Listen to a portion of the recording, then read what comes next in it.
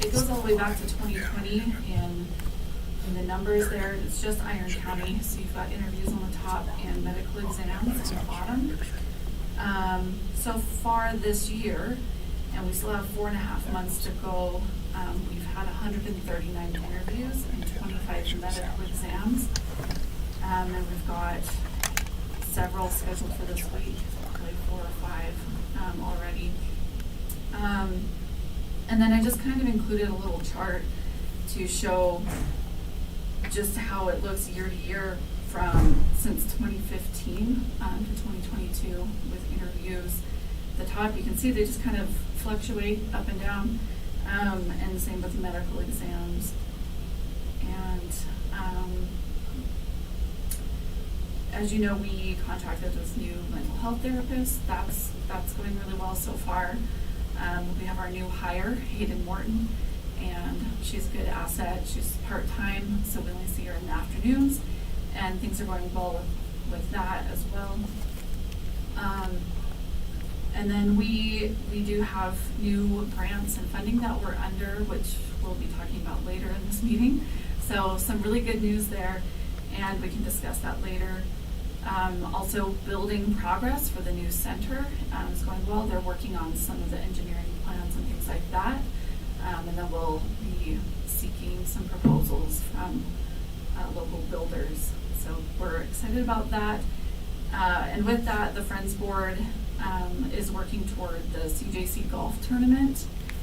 Cyrus, I don't know his last name, who used to own the Pastry Pub, now owns that place over by that KB across from the high schools, or from Canyon View schools over there. He largely runs that, and that's September 15th.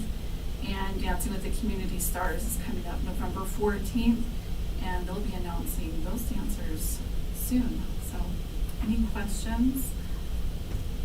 I can't believe that's been a year ago. Here we go again, huh? Yep, here we go again. That's awesome. Thank you. Thank you. Oh, thank you, Eddie.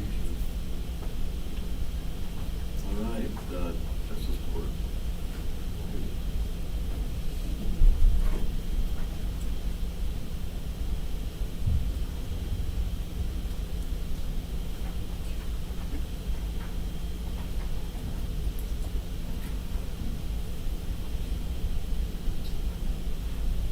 Good morning.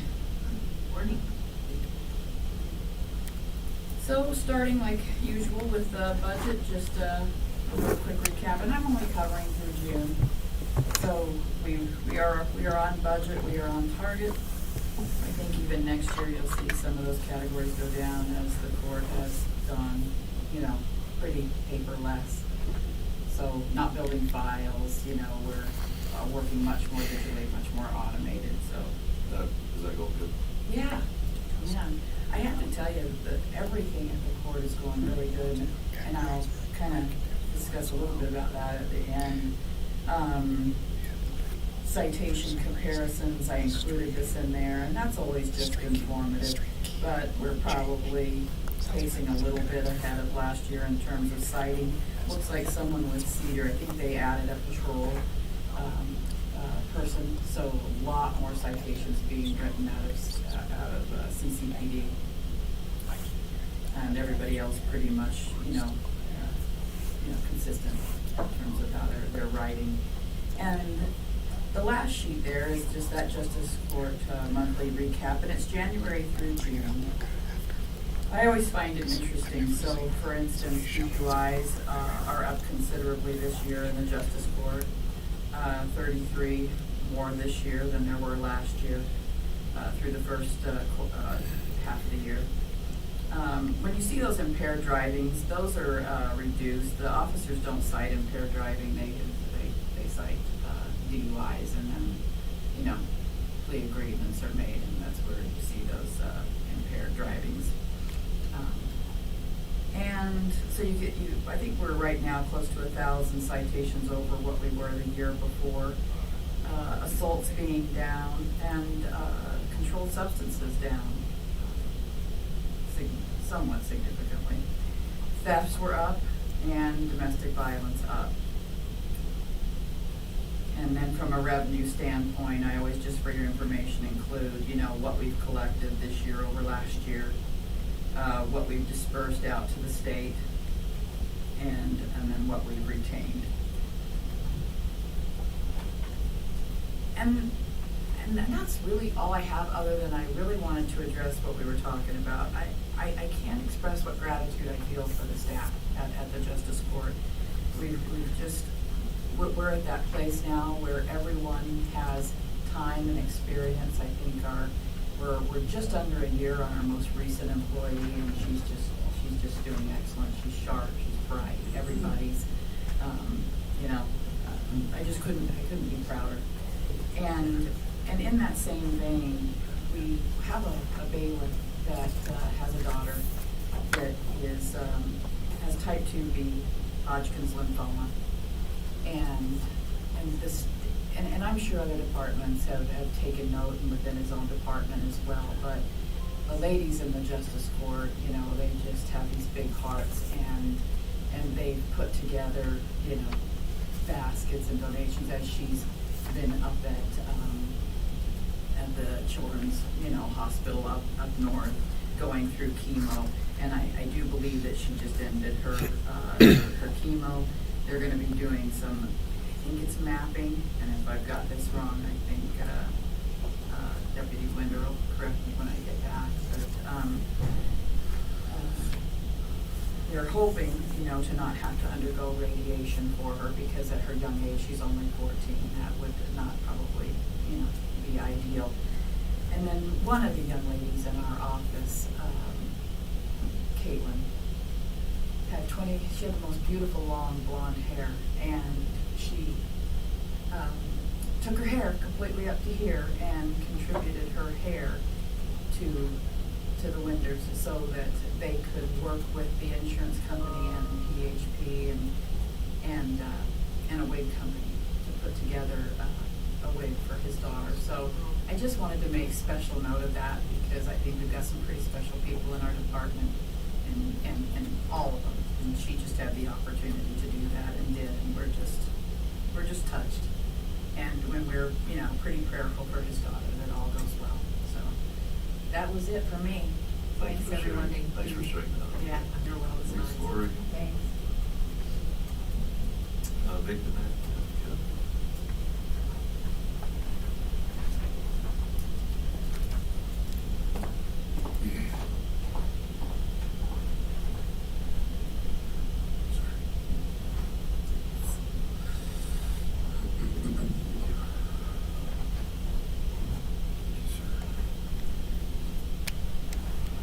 All right, so that kind of just gives you a snapshot of what we've seen with the law enforcement agencies countywide, and what victimizations we're primarily seeing. We served 226 clients in April through June. Total year to date, we've served 457. A lot of those may be repeat victimizations where we've reached out to them one point, and then we have some clients that have 4 or 5 different cases at once. And so, but typically what we see often, obviously you can see on there 35% of those cases were domestic violence. The next is assault. We usually see those coupled together. Usually be the assault.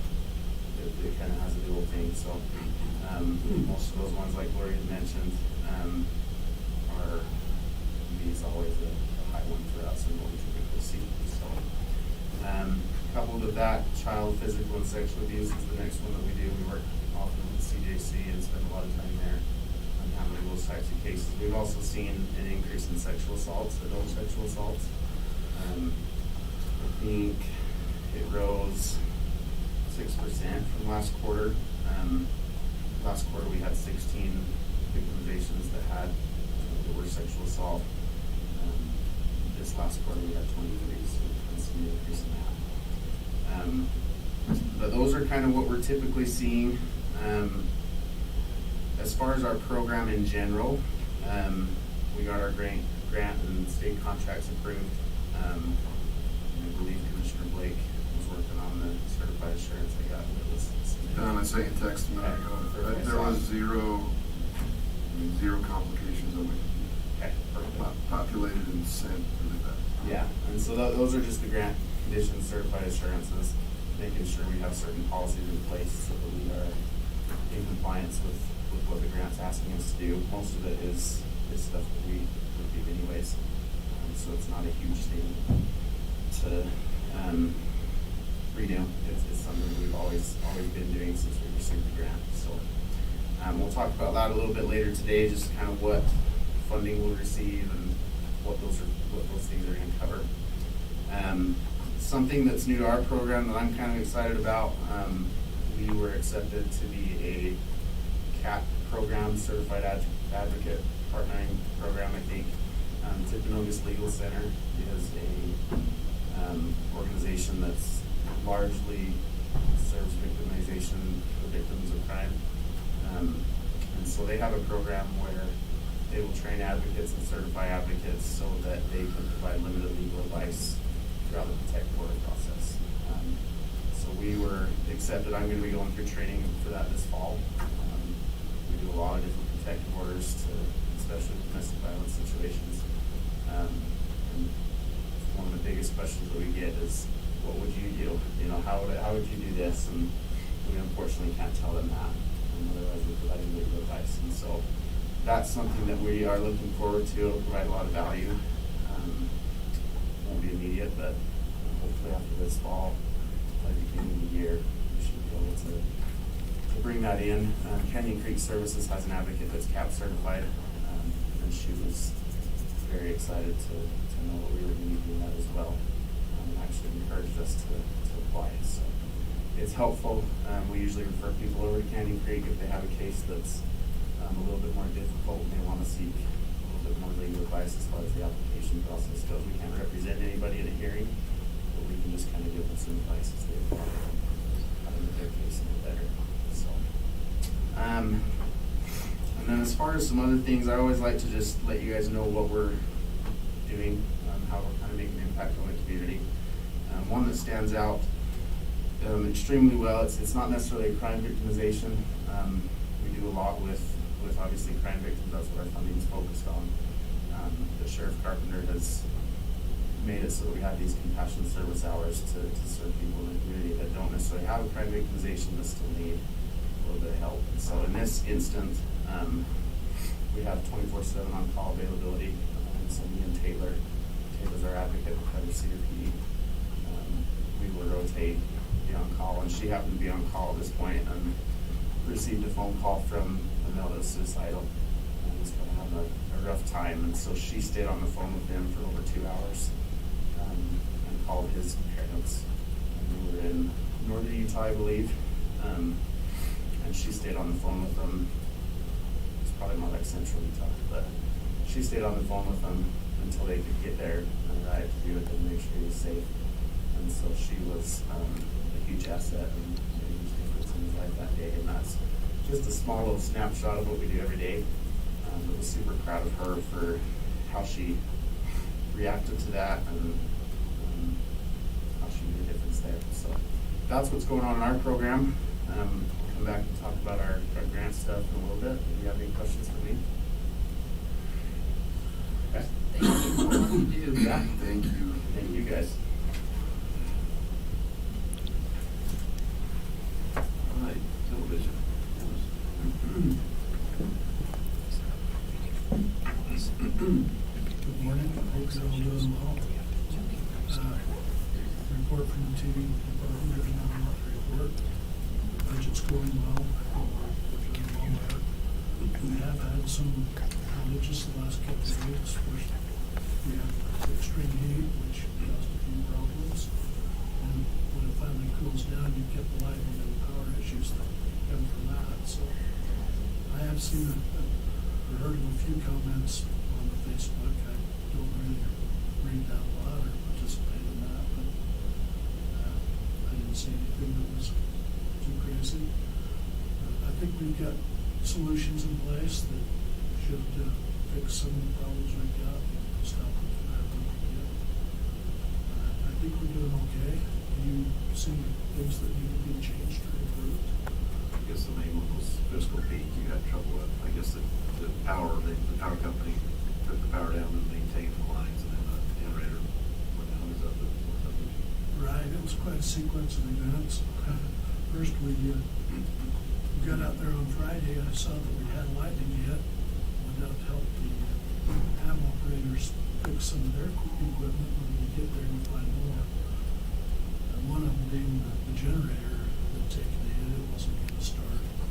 So we're starting to fix that. And the next morning, we find out power company's doing line maintenance all day the next 2 days. So it was a sequence of events, but I think we're back on top of it. We had a few outages, and there's a few questions asked about it. But for all that was going on, I think it went pretty smooth. So anyway, How did the rough winter impair you at all? I didn't really see anything I would say was a real problem for the winter. The television station in Cedar had an antenna that came down that had them both. KCSG, that's not really Iron County's work, but they had some real problems. But I haven't seen any winter-related issues. It's been more heat through the summer and more hiking, which we always get some of, usually just not that much at once. Anyway, the other thing that I watch is the format for television. The FCC is promoting changes to a format that can put more information and more programming in a television station. I watch to see what's going on with that, how it's going to affect us. So far, I haven't seen anything in it that really excites me, but it's not moving real fast either. It's not, specifics are not playing out real clear. I do see some solutions. And usually when that happens, we have many years to upgrade our equipment to make it function. We'll see what happens. I don't know what else I had. The road up to the site, close to Barrel and Red Hills, there's another building going up there. They had a track all up there. They tried to make improvements to the road, which have made it to where you really can't even climb it now. I used to tow trailers up there last time I was there. I didn't hardly even try to do it. So we'll see how that plays out. I might. Just loosen it up. Oh, it did. It took a little big chunks of rock putting it all, so I can see they tried to improve it, but it's going to be rough for a while. It's just too loose and too stable. So if I have to go on the road department, see if they can help us. But we'll see how it plays out. I think we're doing well. If there's any questions or suggestions, I don't hear a lot of complaints, so you've done a good job. that's a double-edged sword. Things are going swell, so nobody thinks two of these dishes. Anyway, thank you. Thank you. Dennis. Let me know if there's anything I can do. Right. Commission, Commissioner Blake. Further. Yep. I need to look. We're continuing on with the jail talks. A few meetings on that. We'll have our public hearing tomorrow at 6 o'clock at Festival Hall, if anybody would like to come to that. We had the Miss Iron County on the 12th. It was wonderful. It was just a great presentation. Lots of talent, it was just really, really fun, I thought. Dally Cobb won the Queen Con for the Miss Iron County, and SUU will give her a $6,000 scholarship. So that's pretty impressive and a great addition to our competition. Nicole Jacobson won the Miss Teen. She'll get a $1,000 scholarship from Southwest Tech. And so that was a great, and Karen Entz is the one that puts that all on, and she does such a wonderful job with that. I wanted to thank Karen. They'll probably come next commission meeting. Usually she has, it's such a big deal to put that on. She usually waits a commission meeting before she comes to commission.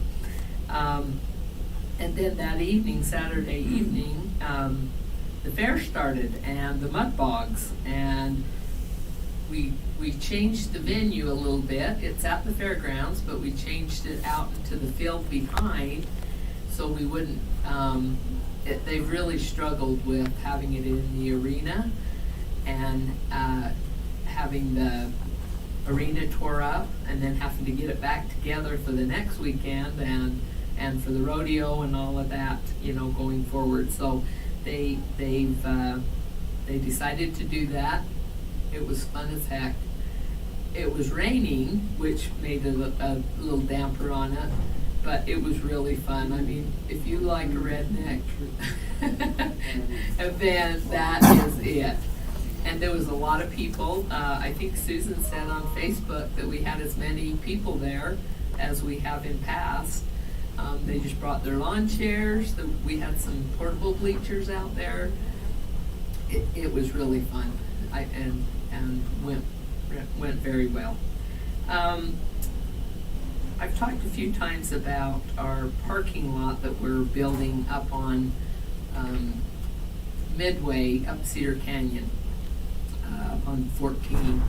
And it's a cooperative with the Forest Service, UDOT, Iron County, and Kane County, which is really fun to do those type of things, to be able to work together and make those things happen.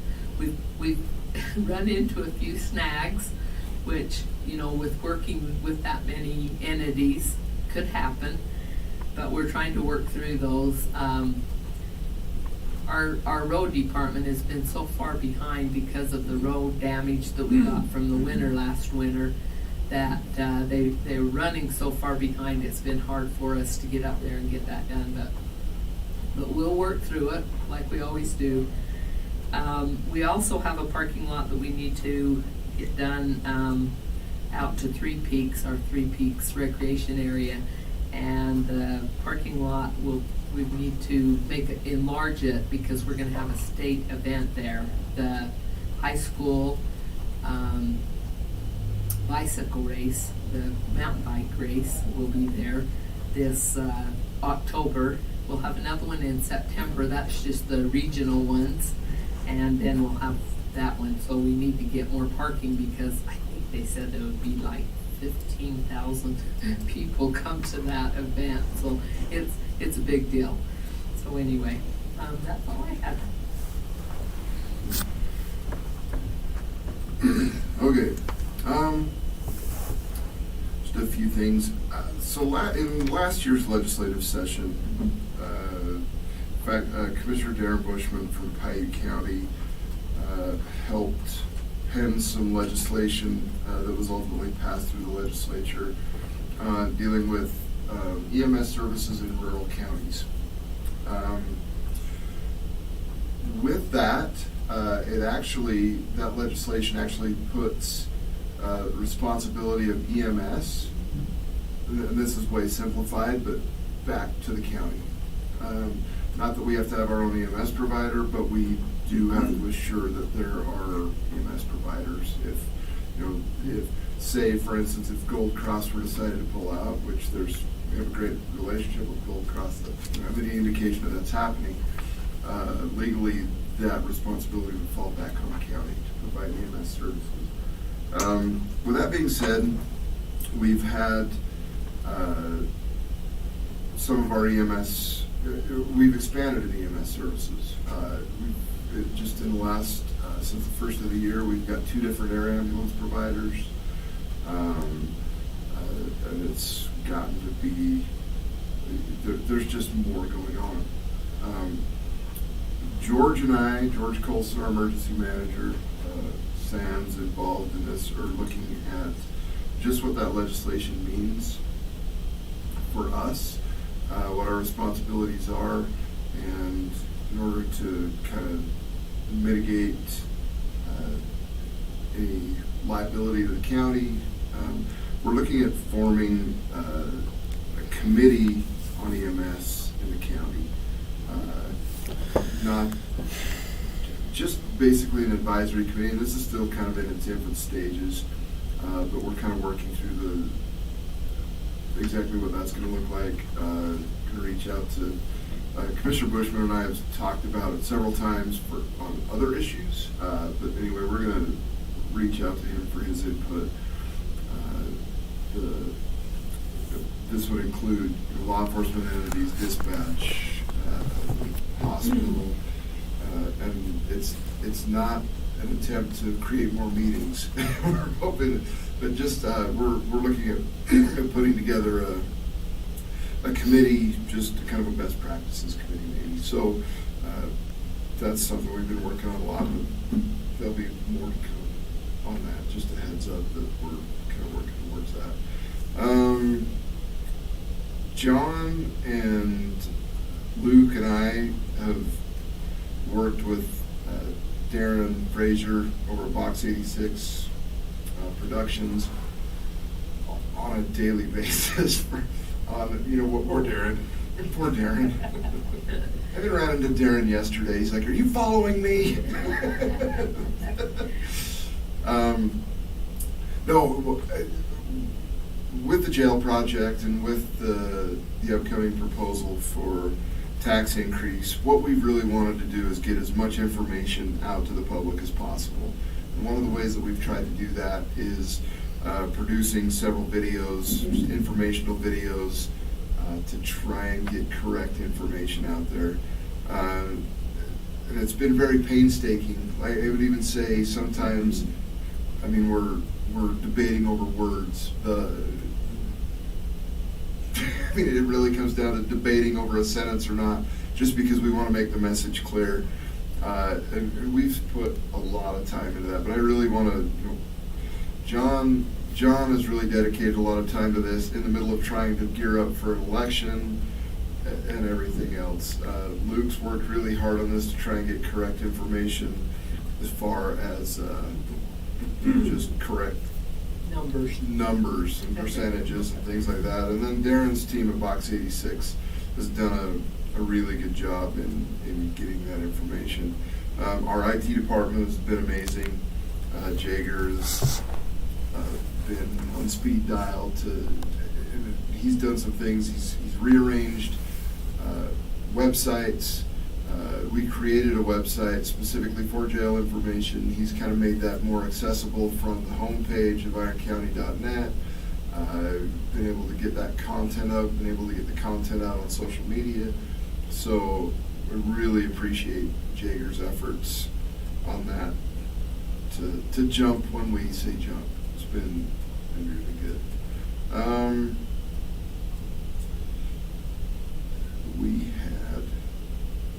We had a thing that was really cool. We had our the ribbon cutting for American Packaging out in Port 15. It seems like not very long ago that we had the groundbreaking for that. American Packaging is a company that I was surprised at all the products that I recognized. Anything that has a plastic packaging that you tear open, chances are they may be the one that printed it. They've got a really clean operation. They've got a really well-managed operation, a really family-oriented business, and we're really happy to have them in the community. I think they'll be a great asset. Was that 280,000 square foot building? Is that what it was? I think so. Huge building. And that's half. They have the ability to double that. And it's clean. You can eat off the floor. It's a food grade. It's a food grade facility. I mean, everybody has hairnets, and it's super clean. There's a lot of automation, a lot of robotics that do the heavy lifting. Just a really cool facility. Look forward to working with them over the years. Miss Iron County on Saturday was awesome, like Marilyn said. It was a lot of fun to watch. I feel like the the depth of contestants this year, the depth of talent, and everything else was amazing. There was not a clear winner in my mind. You know, a lot of times you watch it, you're like, oh yeah, that girl's got it in the bag. There was not a clear winner in my mind. And talking to Karen Entz, she's like, during this whole process, there hasn't been like a clear winner. They're all awesome. They've all been, you know, they've all risen way above. The talent was amazing. The talent was amazing. Amazing. The platforms are all meaningful and well thought out. I really look forward to working with these young ladies throughout the year. They're going to be great. I was asked to be on, they're calling it this, the Utah Summer Games transition team. Utah Summer Games has struggled over the past several years in a lot of ways. We have a new director. John Oglesby was chosen to be the new executive director of the Utah Summer Games. He comes with a great background of not only events, but also sports management type stuff. And he's put together a transition team basically to get Summer Games back on its feet. We had our first meeting the other day, and it was Maria Twitchell, our tourism director, also serves on that committee. There was some other folks from the school district, from the community, from the university. And I really think Summer Games, you know, over the next few years, we're really going to see it elevated back to what it was when I was a kid, a true community-focused event. It's going to be really good. I'm excited about that. That's plenty. It's good enough. Got a few things. I traveled to Tooele last week with Tyler Melling, city councilman from Cedar City. He serves on the Central Iron County Water Conservancy District Board. Paul Monroe, the general manager. Ron Lindbergh, and then Spencer Jones, who's serving on the state water board, which is a really important position for our area. That's a really big deal that we got somebody from our area to serve, and he met us there. But we ended up the legislature formed these watershed councils, and this watershed council is the West Desert, and we want to be very involved in that, because if you're not at the meetings, you're on the menu. So we traveled. This is our second trip up there. They ended up finalizing that board. Tyler Melling and Paul Monroe and Ron Lindbergh were. Spencer and I backed out from that, and Marilyn. We talked about Marilyn serving on the agriculture as well, but we all backed out, and then because we couldn't have that many on the board, but we ended up electing Paul as the chairman of the board, which was good. 2 from each county, is that? Yeah. They kind of. So we ended up with discussed. 3, but this watershed council goes all the way from the West Desert over, you know, Wawa, Pine Valley, Hamlin Valley, all the way north to northern Utah. It covers that whole western side of the state, and it's going to be interesting to see how these play out, these boards. So the Langston group came and did a presentation some time ago talking about them, and they've been hired for 3 years to kind of get these councils up and running. So it's kind of a new thing the legislature's pushing. There's also Beaver Cedar Watershed Council, which we might look at joining that and having some representation there as well. We had our public health and steering committee meetings last week. Those were good. We covered the TV issues with Dennis's report. There's also one thing I wanted to let everybody know. There's let me pull this picture up. It's called the Crisis Stabilization Center, and it's a new building that was built. The state funded this center, and the property was donated by Washington County. And this is kind of a 5-county deal that Beaver, Kane, Garfield, Iron, and Washington will participate in. But the state funded it, like I said. It's a center, and there's going to be an open house Tuesday, August 22nd at 4 o'clock for those that want to go down. I'm going to try to go down. It's gonna be it's really it's kind of a receiving center. If one of the challenges we've had with law enforcement is they arrest somebody and there's only really one place to take them, it's jail. And that's not always the best fit. This is a receiving center where somebody, if they get in trouble but really just need more help, they can choose to agree to go to this receiving center. Especially like mental health. Right. Especially. Right, and so they can say, look, and you guys can maybe weigh in on this too, but there's the MCOT teams, the mobile crisis outreach teams and different things, but this is gonna be awesome. And we're welcome to use that facility as a county. The challenge is transporting people down there. Families, if they find somebody in crisis, they can transport them down there. They're gonna have a lot of beds and that, so it's gonna be a really good addition for Southern Utah, so. What was the address? Did you happen to have? Yeah, I do, John. It is 5500 West Regional Park Road, Hurricane, Utah, 84737. And again, that's Tuesday, August 22nd at 4 o'clock. So, beautiful building. It's been a little late. They had it built, but they had to wait months to get AC units for the thing. They were back ordered, so it's been tough to get those. So they finally got those and get that. COVID. There's COVID again. I too attended the Miss Iron County pageant for just a little bit. We had to leave early with his grandson with his first birthday, so we weren't going to miss that. But it was, what we saw was great. Appreciated it. My fellow commissioners being there, representing us well. And that's all I have. So we'll go ahead and take a break and reconvene this meeting at 10 o'clock.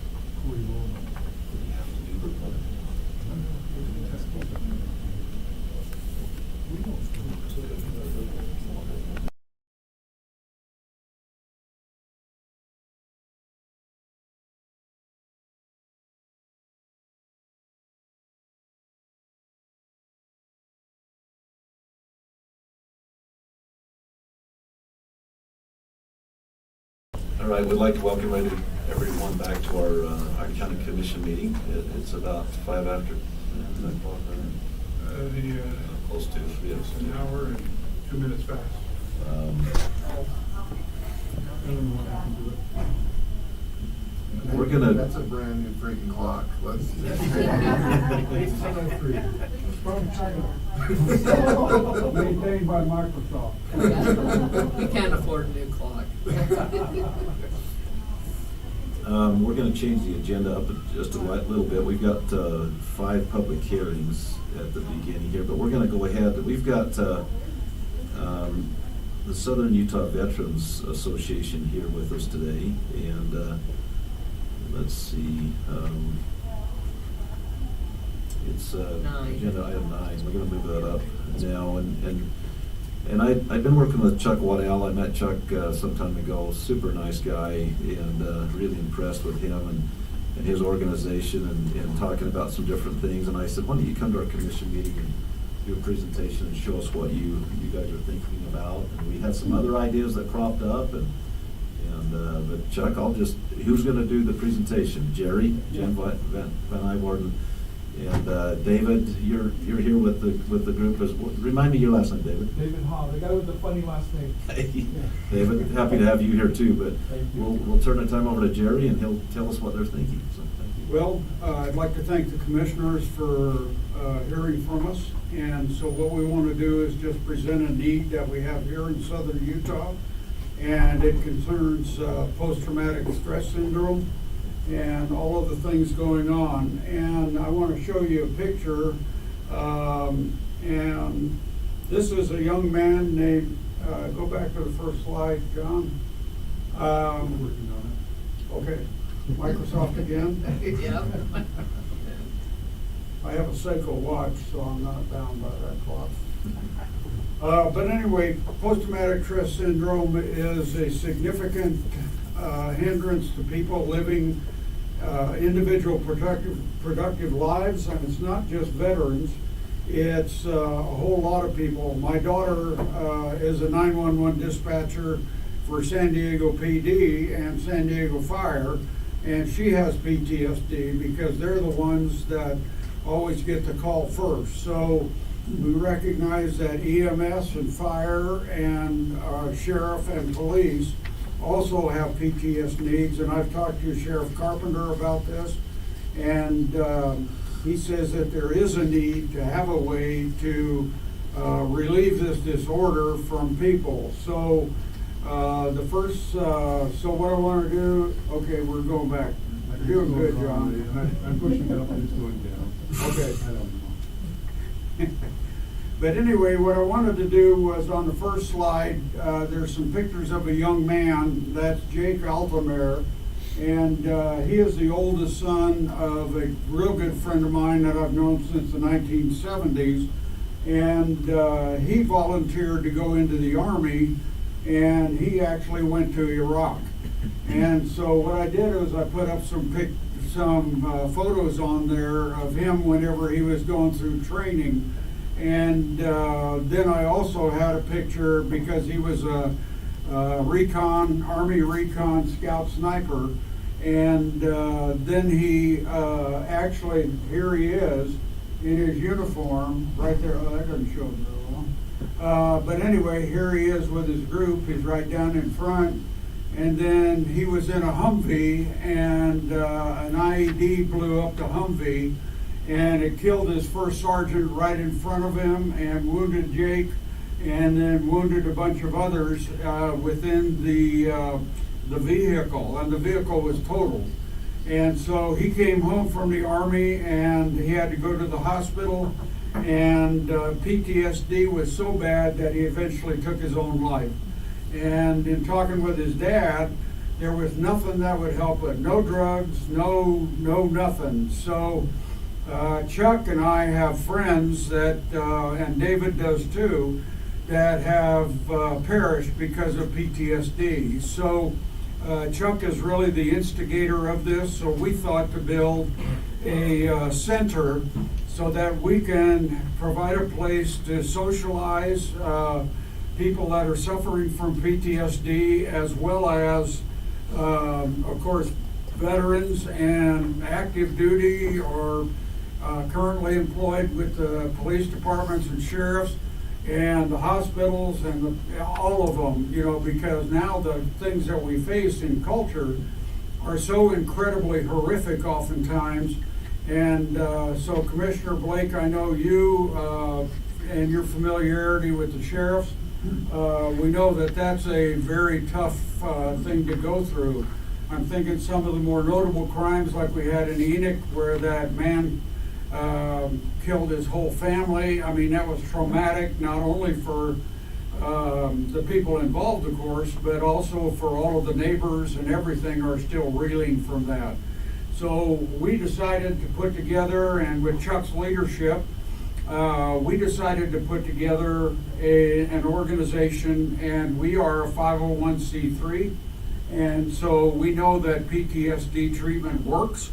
And we have the sponsorship also of an organization in California called vetarts.org, and they're depicted in your brochure, some of the things that they do with people with PTSD, and they're in the San Diego County area.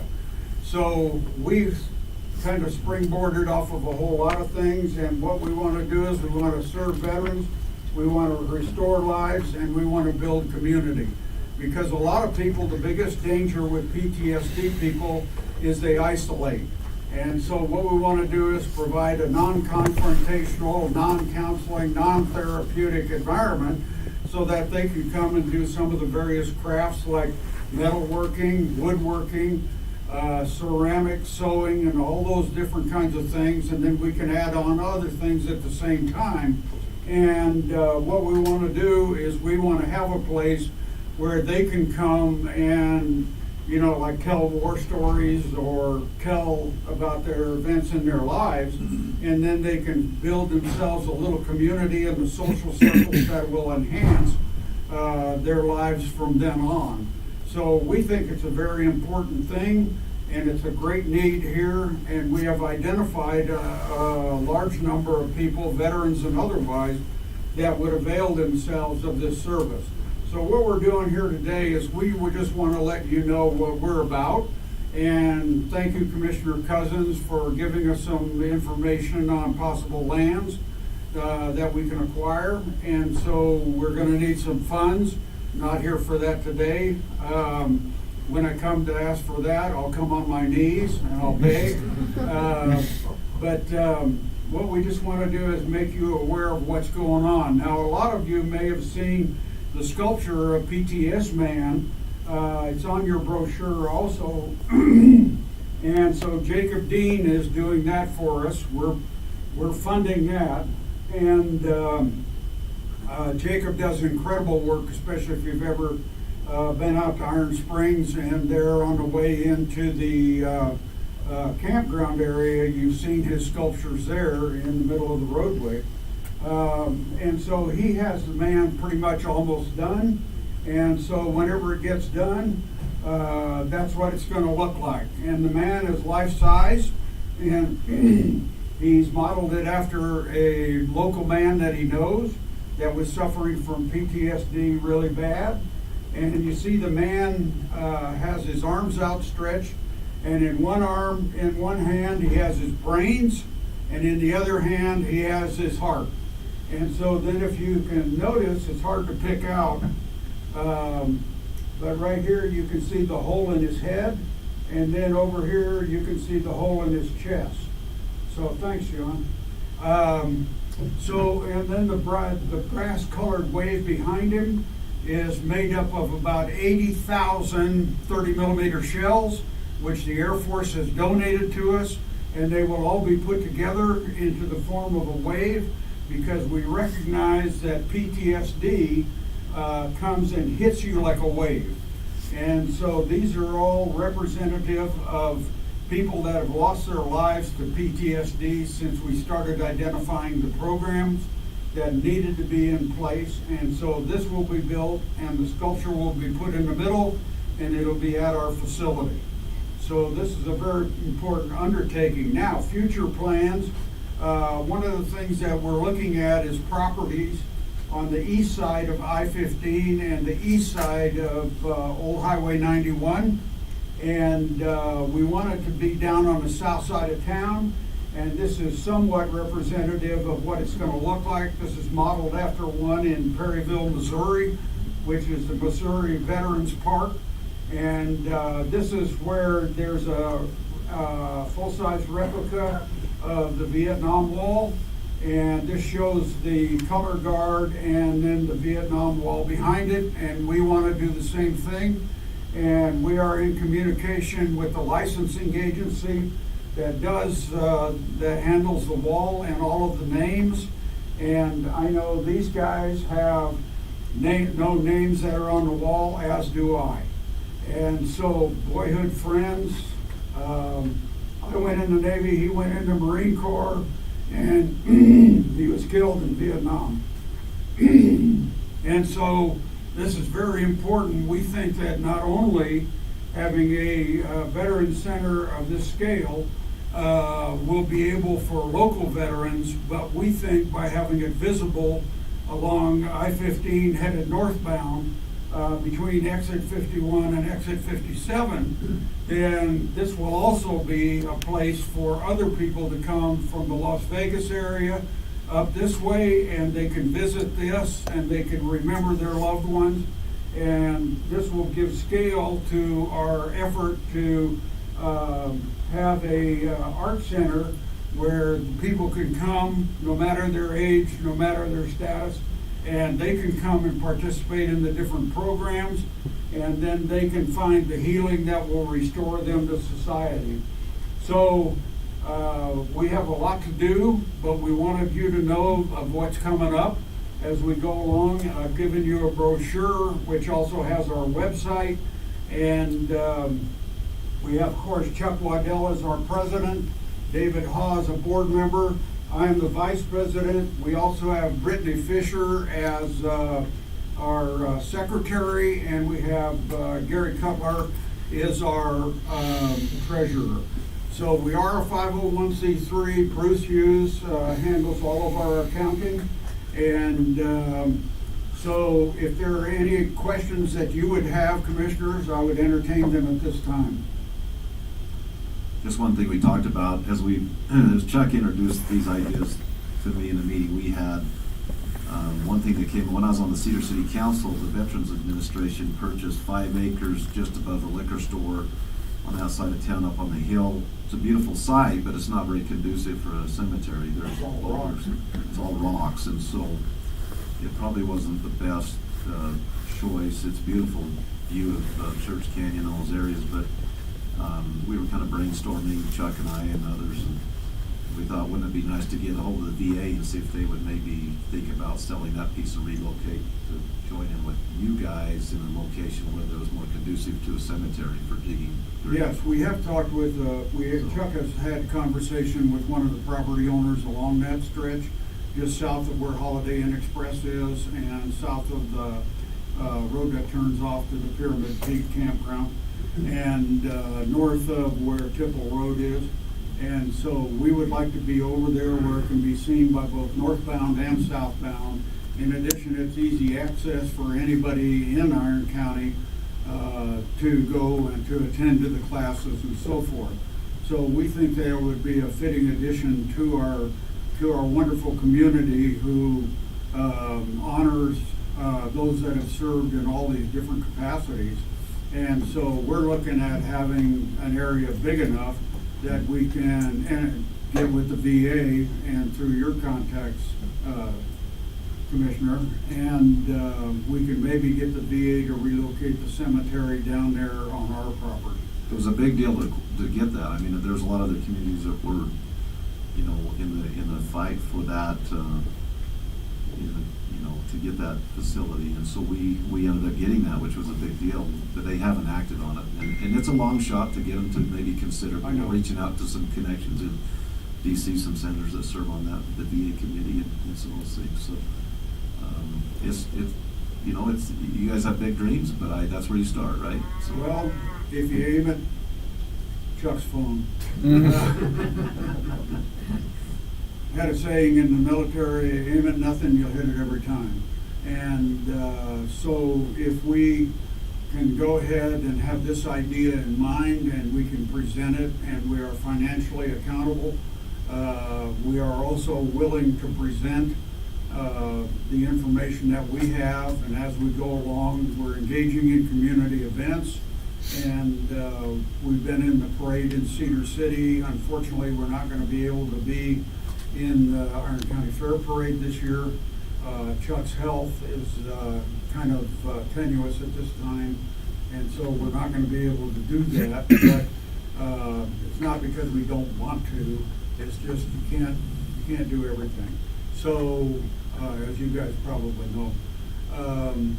So we just wanted to make you aware of what we're thinking, the scope, the direction, and then as we get further steps along, if we obtain property, then we will come and inform you.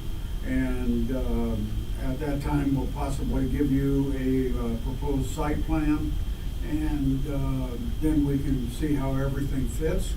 And then we would want your approval to proceed, as well as if it's within Cedar City limits, we want to comply with them. Very good. Thank you. Thank you, Mike. It's a great project. Thanks, Merrill. Yeah, thank you. Okay. Thank you all three for your service and for your organization, what you're doing, and we'll certainly help you where we can. Thank you, Paul. Appreciate you coming and presenting. Thank you. Thank you. I want to thank you guys for listening and considering these things for our community.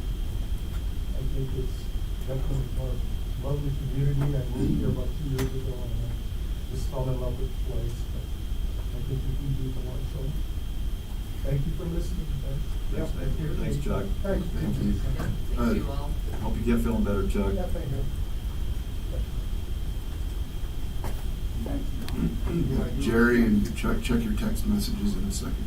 What? Just check your text messages in a second. Okay, we'll do, Mike. Thank you. Thank you.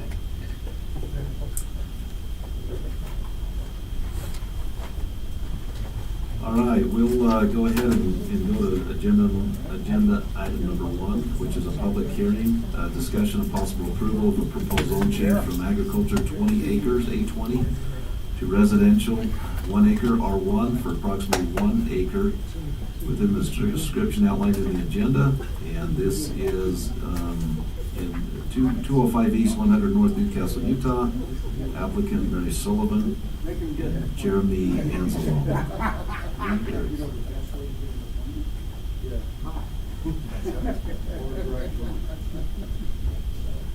Morning, Commissioners.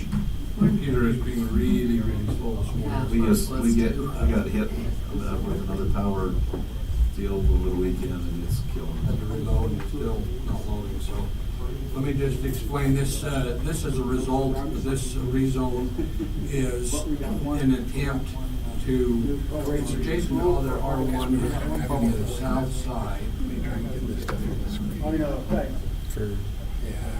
It's in Newcastle, and they did the lot line adjustment to help create a parcel that was.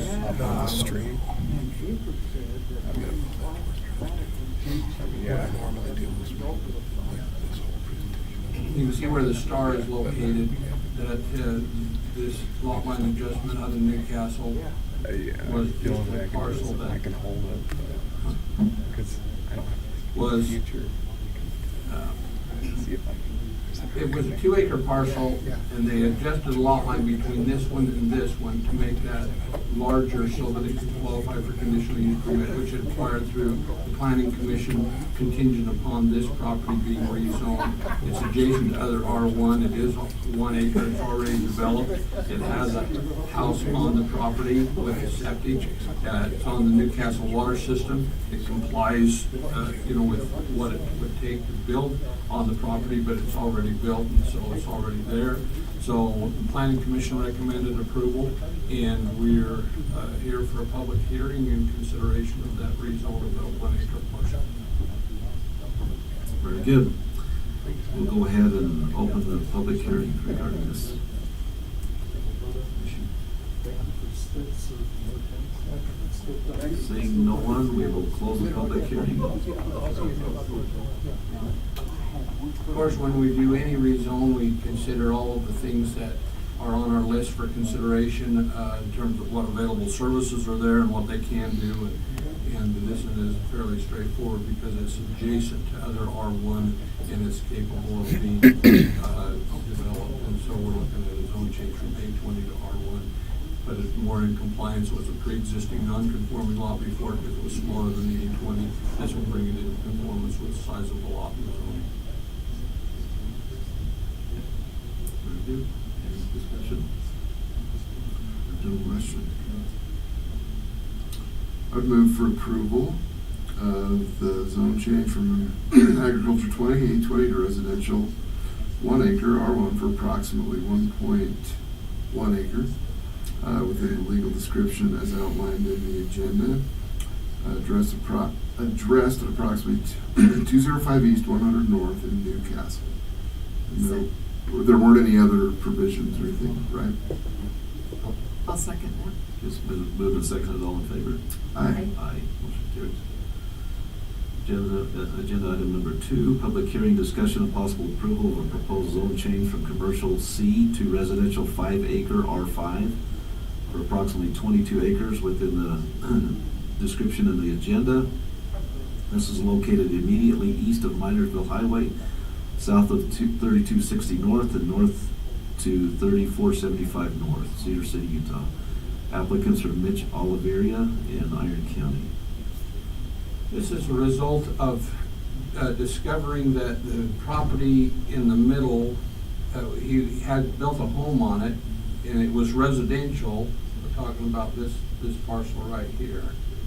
Actually, this parcel right here. And he built a home on this, and we're not sure, we can't track where it got rezoned to commercial. We can't show that it ever was. There were some other properties that were rezoned commercial, but when this was mapped, it was showing commercial. So he has a residence on the property, wanted to build a guest house, and we said, no, this is zoned commercial. And so we're rezoning all of those parcels, and the other property owners were all notified, and they are all good. We have R5 on the east. It's Enoch City on the north, the west, and the south, and then County R5 on the east. So it makes more sense. They are 5 acre lots, and they are all residential and agriculture. There's no interest in commercial right there right now, and so the planning commission and staff felt like that it made the most sense to rezone the property. You can see where those lots are here.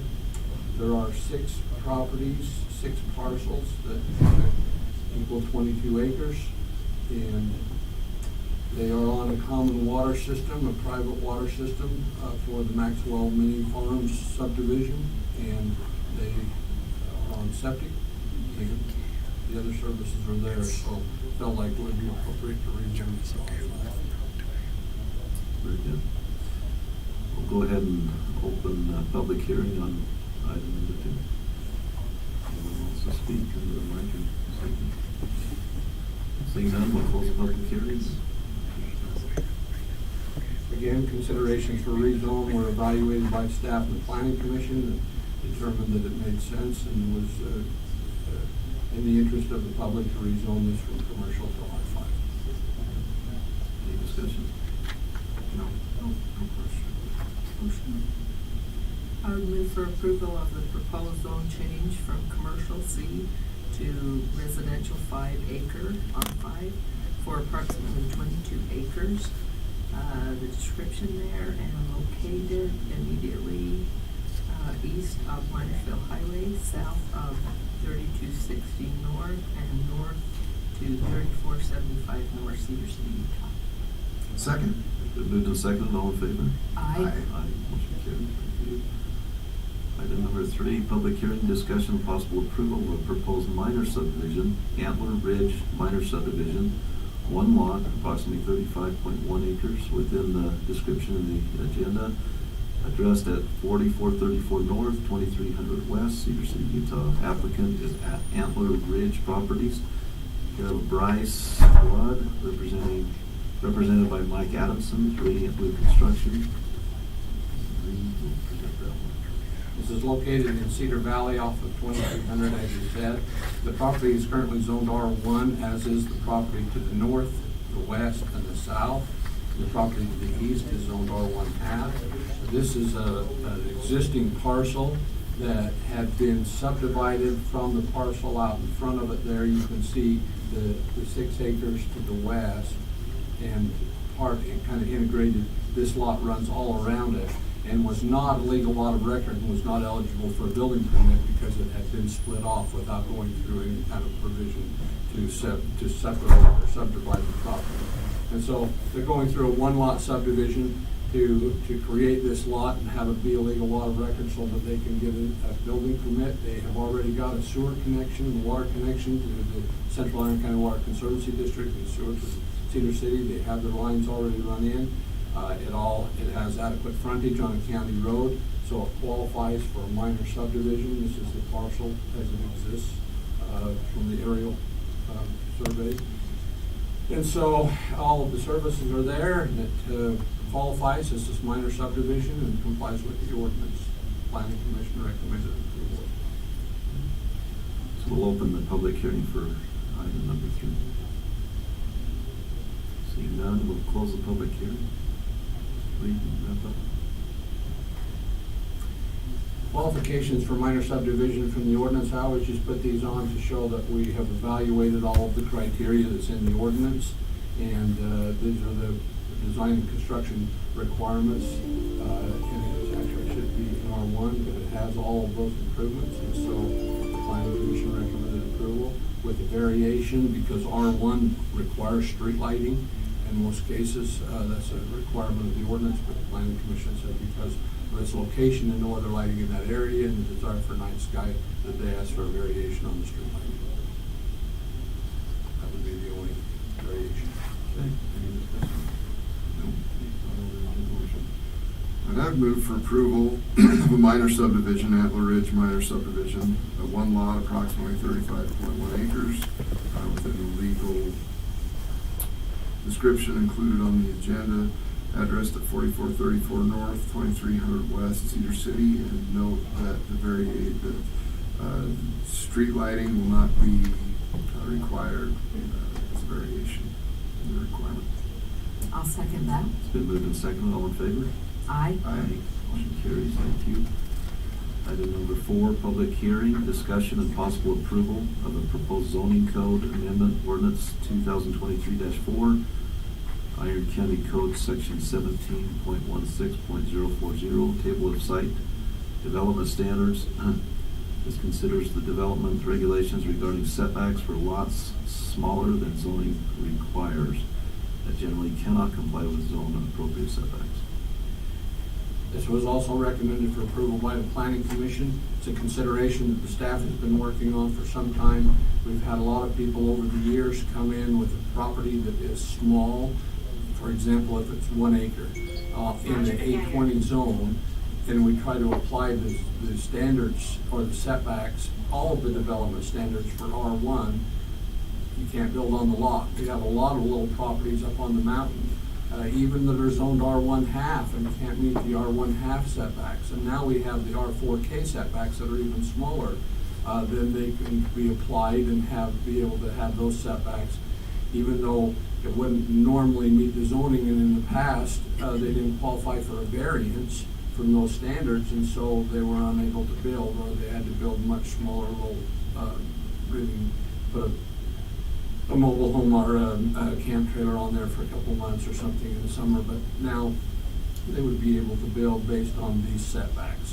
And so the way that it works, this is the language in the ordinance, that when an existing legal non-conforming lot or parcel is located in a zoning district that requires more acreage than the existing size of the non-conforming lot, setbacks and development standard requirements, in other words, not just the setbacks, but the height restrictions, the percentage coverage of the lot, all of those things could, of that smaller zoning district, where the larger parcel would be non-conforming for size may utilize the development standards of the smaller zoning district, unless the lot was created or otherwise specified through a performance cluster, maximum density, or similar subdivision option, which we have a number of those, we've got 2 subdivisions for final plats here that have a smaller standard already in their ordinance or in their plat that says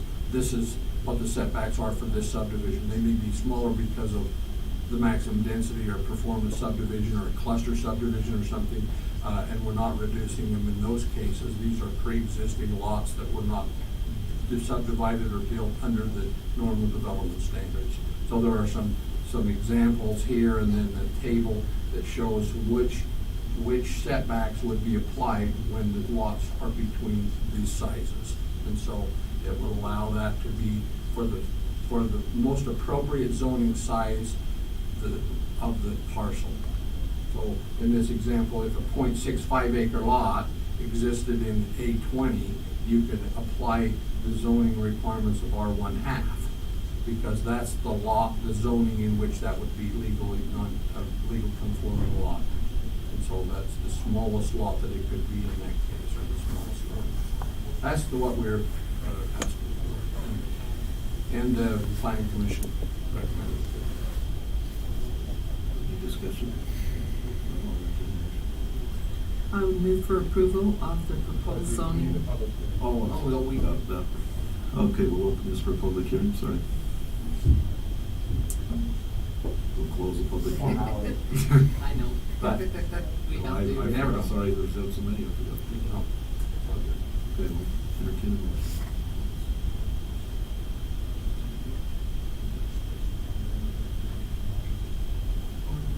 Yes. I would move for approval of the proposed zoning code amendment ordinance 2023-4, Iron County Code, section 17.16.040, table of site development standards, considers development regulations regarding setbacks for lots smaller than zoning requires that generally cannot comply with zone appropriate setbacks. Second. It's been moved and seconded, all in favor? Aye. Aye, motion carries, thank you. Item number 5, public hearing, discussion, possible approval of proposed amendments to the Iron County Transportation Plan. Study areas 5 and 6. This is, let's see, 5 north of Highway 56 and west of Cedar Valley Bell Route, and 6 northwest of Highway 56 and Iron Springs Road, recommended from the Iron County Planning Commission. If I can quickly pull up this map. We have a new story map that's available. Rich? I haven't seen it. Rich. We were going to team do this, but let me see if I can pull up this story map really quick. I didn't have time to do it in advance because how come this mouse doesn't work, John?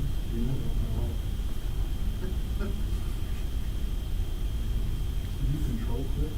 Hold down control and click on it, it should follow.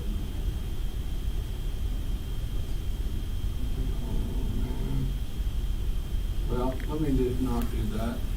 This is what it looks like, and I'll just show you that, and then we can go through it, and I think maybe I can show it to you a little bit later. But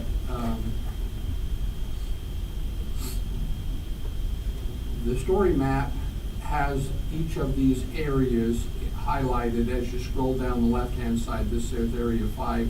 You can click on any one of those roads, and it'll highlight on the map, and it'll tell you what that road will be in the future, what the intended width for the right-of-way, what the improvement width will be, what the standard is currently, what it's built to currently, and what the road should be. So each, as you're aware, and for the benefit of the public, we've been going through this transportation master plan amendment by doing it an area at a time. through Cedar Valley. And this is following on the heels of a study that we participated in with Cedar City and Enoch City in identifying transportation plans for those areas in Cedar Valley. And now the county's following up to make sure that when a road comes out of the city, we're lining it up and have the same standard for that width and improvement on that road. West Valley, or Westview Drive is a perfect example, you know, of it going through the city, through the county, back through the city, back through the county. And we want to not have to, you know, go narrow and then wide, then narrow, then wide, and have different standards on that road. So we've been working with the city on standards for that road and some of these others. And so this effort is just trying to update our transportation plan in accordance and be similar to what the cities have and what areas make sense to widen and have wider rights of way for the future. So the idea here is not to, this is not a road capital facilities plan. This isn't saying this is when we will put these on. This isn't, you know, telling us when we will build any of these roads. This is for development in the future to say when development occurs in this area, we would expect to have a 75-foot right-of-way here, and here's where it would go roughly, so that the development can account for that. And that's happened several times for our belt route, as you're aware, and that we're acquiring rights of way as development occurs and preserving rights of way so that those roads can be built when the demand is there. And we have a lot of people asking about, well, in this particular case, you know, when is, 3,200 or 3,600 going to be built? You know, we're not trying to figure that out now, and we don't know exactly what it would cost and when it would come, but we're just saying we will preserve right-of-way and the rights of way when it's available and when development occurs and shows the need. So we've been working on this Belt Route study, which has been awesome. You're planning and all what you've done. How's it going so far, do you feel? I mean, you feel like it's going well with it? Was the same, yeah, we would have lost out on several opportunities to acquire rights of way had we not had that in place at the time that development occurred. And we purchased several of those rights of way, and we're in the process of acquiring several more right there north of Mid-Valley Estates and west of Lund Highway through those sections, part of them through new development, part of them through old Cedar Valley Acres lots that we're acquiring, and we're fortunate to be able to acquire those since they're not built on. And it's working really well, and that's the point of having that. And there's still flexibility there. We're working with property owners on the other side of Lund Highway, on the northeast side of Lund Highway, where, you know, they're trying to figure out how to bring that up. So John just pulled it up, and we're able to show it here. So John, scroll down to item area 5 and 6, which is all of these areas are on the story map. And this will be available online so people can get on and look at that. So John, just scroll down to 3,200, for example, or 3,600 north, like 510, 3,200 north, yeah. When you click on that, you can see it just zooms right into it. And so you can see that that's north, the very west corner of that, where the belt route on an angle, the orange comes down and ties into that.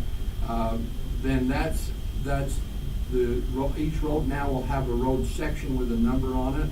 And when you click on the road itself, John, 510, well, that one's fine, but go down to 510 and click on that, which is the green one. And you can see that it'll have the information there, and as you scroll into that, there's 2 pages there, and when you click on that, it gives you more information about, and we're still trying to fill some of this in, not all of them are full, but it'll tell you what the road standard will be and what the width is, and it may not have it on that particular one. So we're populating all of that now, and Kendall was just here. He's helping us build this, and it'll be a great tool for the public to be able to go on and they can look at any road, they can click on it, they can see what it is. The dashed lines are the ones where there's not any right-of-way or construction now. The solid lines, there's either a right-of-way or a road there now, but but it identifies what that proportion is and what it needs to be. You can scroll down through both areas 5 and area 6, and it'll do that. You can zoom in, click on any of the roads. It'll tell you what that road is, and we'll keep adding additional information to that. That's pretty awesome. So And Ken it's will going put to be this a really together. great tool to help us go forward, not just with planning, but then development. You know, and we can do a capital facility plan and figure out, okay, what are our next priorities? Which are the next roads that we need to acquire, to build on, and it will just be a foundation tool for transportation going forward. So, as far as today goes, we're just talking about areas 5 and 6, which the Planning Commission has held public hearings on. We've modified based on some of that concern of what the width should be for some of those roads and or the rights of way. That's really what we're talking about right now. And so the Planning Commission recommended approval, and that's where we're at. John, can I have you switch me back to my presentation? And then I can, you're in charge of that. Good, I got it.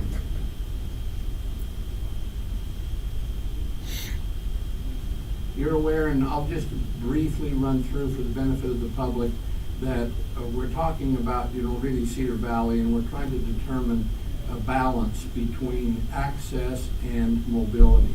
As you're aware, for instance, the belt route, we don't have driveways out of people's homes going out onto the belt route. It's going to have limited access because it's 55 mile an hour, carries a lot of traffic, there's no stops along it. And so in a neighborhood road, you know, we move much more to the you know, the other end of the spectrum where we have greater access but less mobility, because the speed limit is 20 miles an hour or 25 miles an hour, and there's sharp curves and all kinds of things. So we're trying to find a balance between that in relation to population projections and employment predictions, and where traffic is going to be going and what our current level of service is.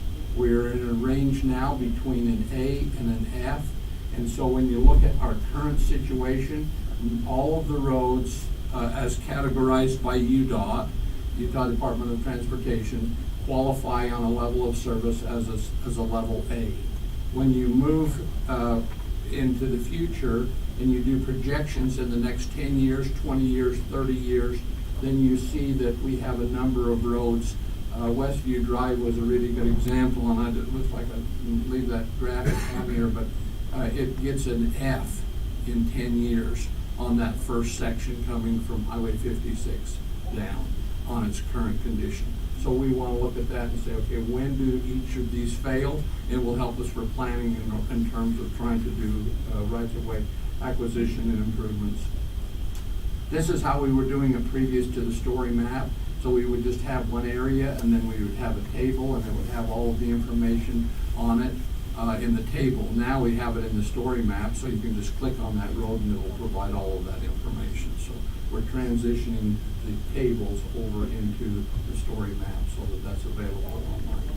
So that's what we're looking at, and we've had really good feedback on areas 5 and 6, and people can look at that now, and we'll make it available online. So as we go forward, they can look and when they click on that, they'll also be able to submit comments, and we'll be able to track accident history, wrecks, and different things like that, and any situation on those roads.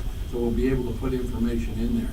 We can say, you know, for instance, in one particular area on that, there's a bad culvert there. We can note that, and we can coordinate it with the road department. So there's a lot of good things that can come out of that tool. We're excited about that. Any questions? So what are the changes to the plan then? I guess, I mean, that's all cool, I just was trying to. Because Well, we're adopting these plan areas, 5 and 6, and we're in those areas adopting that standard for those roads. So we're saying, you know, Shooting Range Road is going to be a 75-foot right-of-way. We don't have that adopted. Change is the anywhere. adoption. We're adopting those standards for each of those road sections. All right, we'll go ahead and open a public hearing for this issue. Seeing no comments, we'll close the public hearing and Move for approval of the amendment to the Area County Transportation Plan, study areas 5 and 6.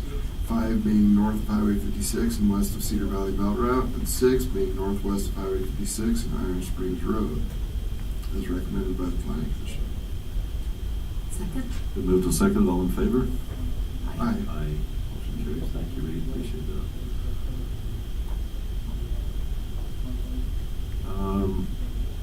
We'll go to agenda item number 6, public comments. This is a 3-minute time limit per speaker for public comment.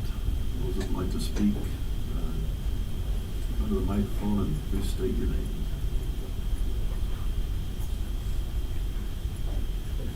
My name is William Presgrove. Thank the commission for the things that they've done. But my question is, all of these proposals that we just went through are changes to the zoning. Okay, and right now the table of uses with 128 to 132 different uses. There are more places and uses throughout all of the different zones that are prohibited than there are allowed. And to my knowledge, right now, we have more conditional uses that change exactly what is supposed to be able to be done on the different zones. Then Carter's got little liver pills, which in essence makes it null and void to have the zones set up in the manner that they are, because they can be changed at anytime somebody wants something different done to them. That, coupled with the fact that there's I would call it hypocrisy, because the people are allowed to come in and ask for changes to the zones that exist. But you have zones that exist that are inappropriate to the business that is conducted on them. For example, in Newcastle, you've got an IA, intensive ag, for a dairy. Okay, that's zoned properly because it is intensive ag. But then you go up to Dutch Cowboy dairy, and they're sitting on 5, 6, maybe 7 different A20s instead of being intensive ag. If you're going to allow the public to come in and change the zoning for all of the other stuff, then why isn't the county changing the zoning that is inappropriate that they already know exists? My admonition is that you get everything together so that both what the public puts in and both what the county knows about are congruent with the zones that are set up. Thank you.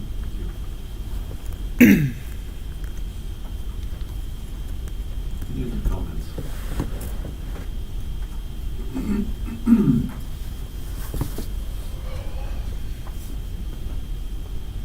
Good morning, my name is Brad Green.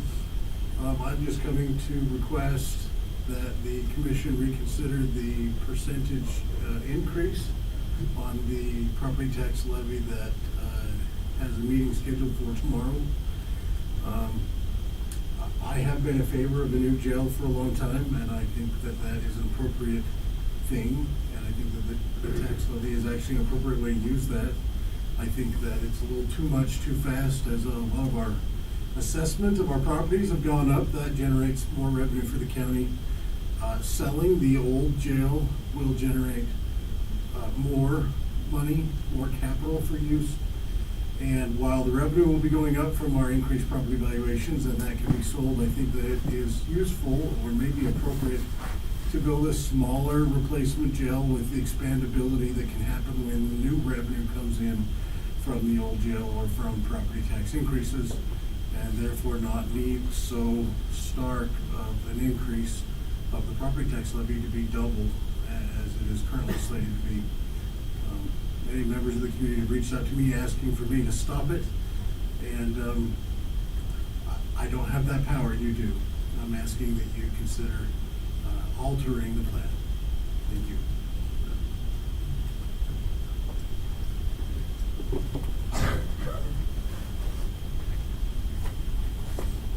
Hi, I'm Mike Brask. I'm the president of Cedar Highlands, and during one of our previous meetings, I approached you guys about the possibility of a firehouse up in Cedar Highlands, and Marilyn suggested that there might be some grant money available and things like this out there to look at. So we went down the path of looking at that, and those grants do exist. The roadblock we're running into is that in order to qualify for those grants, we have to be deemed a full-time community. And we are a full-time community, but the box check for us is a seasonal community. So I'd like to request whatever process we need to get on the agenda to look at how we're being classified as a community, so we could take advantage of some of those opportunities that might be out there. And I'd like to also ask, another path would be if we had $10 to that supplemental tax bill, we could pay for that firehouse addition through another budget you could create. So, but anyways, I'm not sure of the path to go down to look at how to reclassify us as a full-time community. So that's my comment.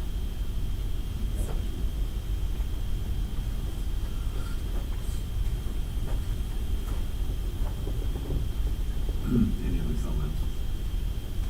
Seeing none, we'll go ahead and go to agenda item number 7. Discussion and possible approval, and we generally don't respond to these because we don't have it on the agenda, so we're not, the attorneys, we will, entertain that, but discussion and possible approval of the Peak View Phase 6 subdivision final plat, 10 lots, approximately 6.22 acres, located near 2600 West, 4500 North, Cedar City, Utah, within the description on the agenda. Applicant is Archway Construction, care of Chris Archibald. As you're aware, this is located just off of Mid Valley Road and have had 5 previous phases to this subdivision. I'll just show you kind of what the master plan for that community is. And right now, this phase 6 is this project this property right here. So we've done phase 1, 2, 3, 4, 5, and 6. And so this back piece of the property is property that isn't currently developed, but we do have subsequent phases planned. And this is just a map of the new master plan that will be considered. We had at the Planning Commission last week the consideration to rezone that upper left-hand corner and take it out of this master plan.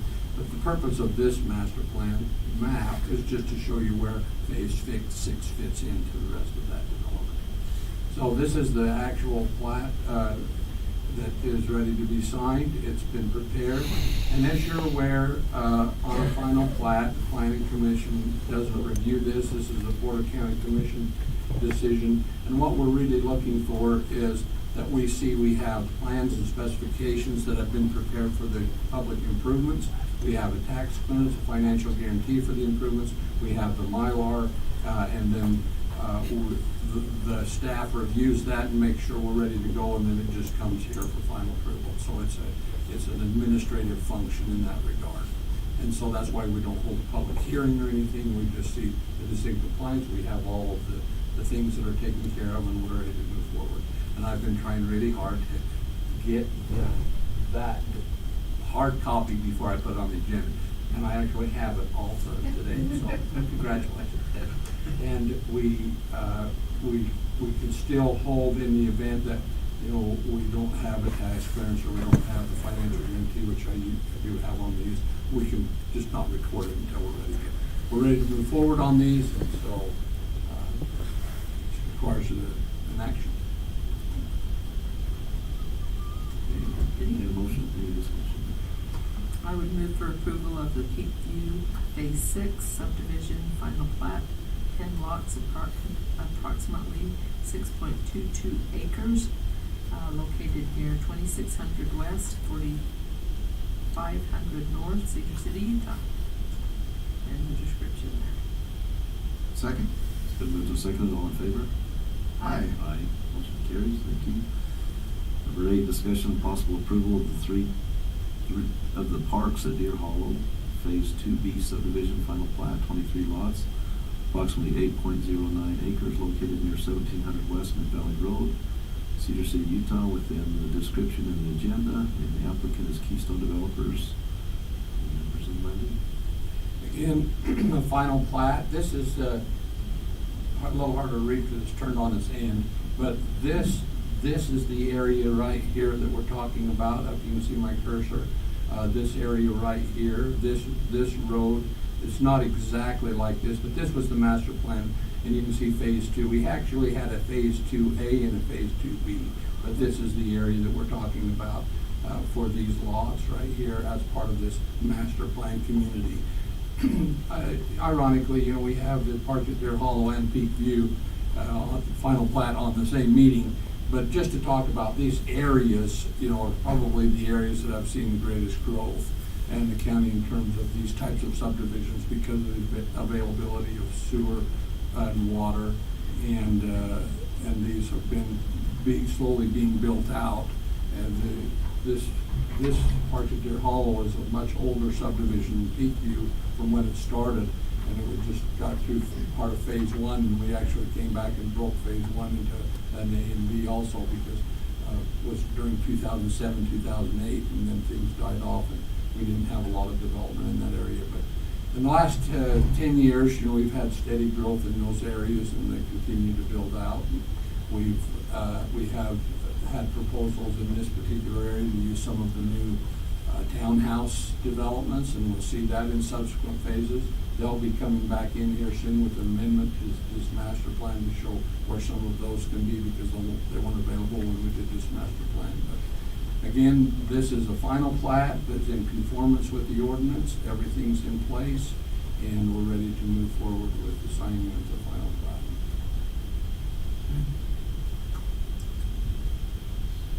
Is there any comments? I guess we don't have a public We hearing. don't have a public hearing on these. This is an administrative function. You can take comment if you want, certainly. Well, we'll take comment if anyone has any comments on this. Okay, motion.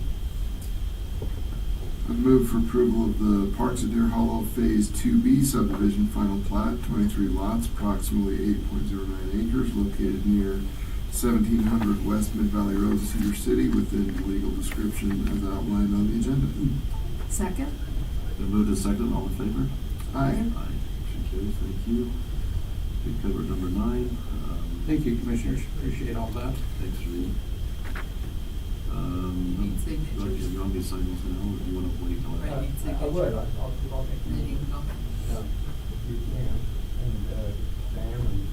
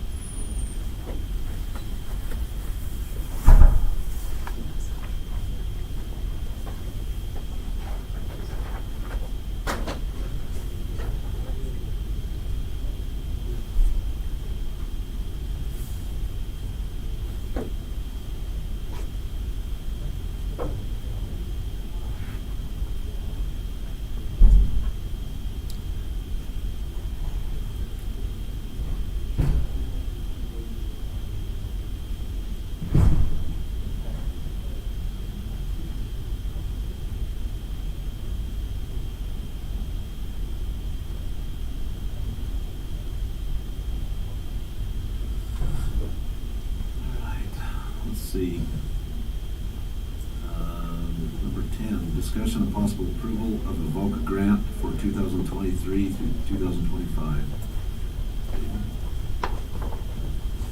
All right, so as you guys know, our victim services program at the Sheriff's Office is heavily funded through grant funds. And so this is just a renewal of the VOCA grant that we've had since 2018. And this cycle will cover starting in July, this last July is when that grant cycle started, and so we'll go through June of 2025.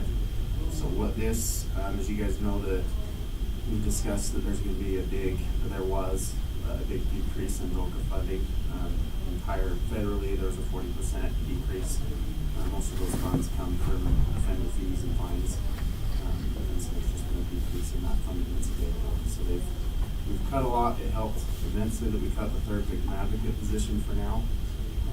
We seem to be doing well with just the two for the entire county. We've got Taylor that's covered CCPD mostly, and then I do have five agencies in the county. So, as far as the VOCA grant, that'll be covering a portion of Taylor's salary as well as benefits, and then all of our program costs. So our software that we use, our cell phone supplies, emergency funds. So VOCA will be covering all of those things, as well as CCPD. We have as part of VOCA, there's generally a 25% cash match requirement, as well as we can't be supplanting, meaning any stuff that either the county or city has been paying out previously has to maintain unless we can show that funding is available. And so CCPD, since they cover probably about 76% of our cases, it makes sense that they're contributing more to Taylor's position. And so they've gotten funding available through the city that'll cover those amounts, about $16,000 for each year.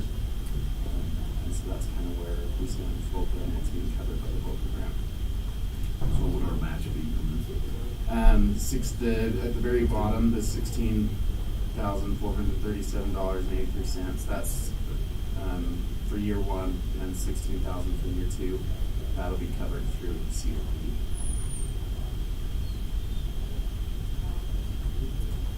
Any questions or discussion? Motion. I'd move for approval of the VOCA grant for 2023 through 2025. Those numbers. Will you give us those numbers again? 16,000. Yeah, $16,437.83 for year one.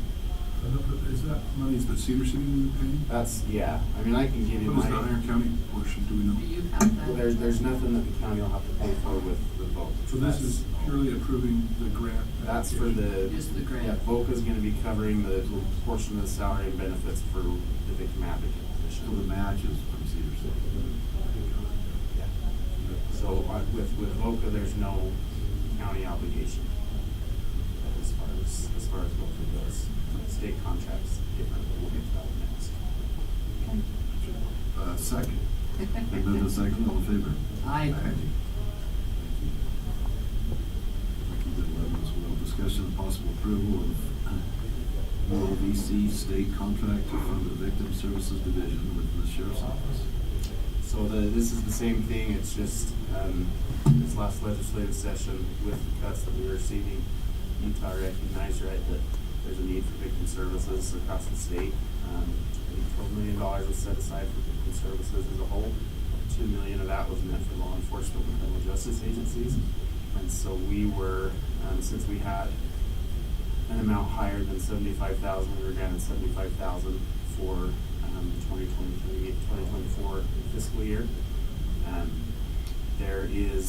We've pretty much been told that we'll receive that for the next 3 years through 2026.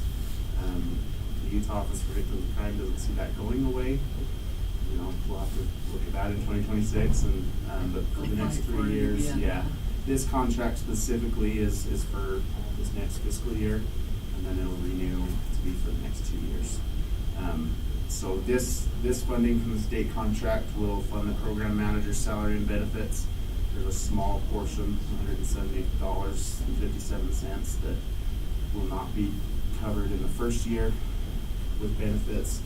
We never know exactly how much is gonna be spent out. There'll be a couple things where, full benefits won't be taken until a little bit later on. So that'll fluctuate just a little bit, but that's the only portion that wouldn't be covered. So that may or may not be something we have to worry about. And then as well as year two, benefits and a phone cost that may not, and that's the $3,827.45.